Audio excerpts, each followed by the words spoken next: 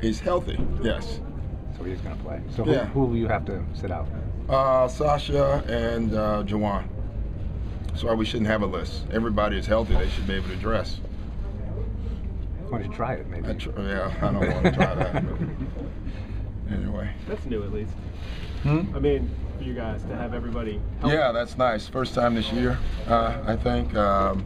Sasha actually isn't healthy. He hurt his hand about 10 days ago and really struggling holding on to the ball. So, but pretty much we're healthy.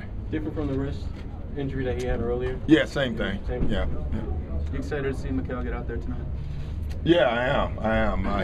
He was great in practice, but listen, he hasn't played in a while, and the practices are one thing, and then when you get out there with live bodies and NBA speed, it's a whole different thing. The thing I think he'll give us right away is defense. I think he understands the schemes already, and he plays so hard defensively.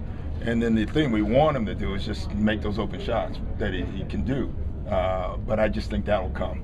Doc, is the approach different now? Okay, now you got Mikal in, Paul's healthy, you got your full roster. Is there a different approach now that you've got all the guys? Compared to the other approach? Well, compared to like dealing with all the injuries? Yeah, no, listen, we haven't played well. It had nothing to do with the approach. It really didn't. I just heard someone the other day said, this team is rolling and, a couple teams are pacing themselves. We're not pacing ourselves.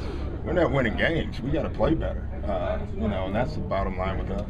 Doc, how is Ray so late in his career still able to be so effective? I don't know, Harv. It really is remarkable. We've talked about it here. I've never seen anything like it.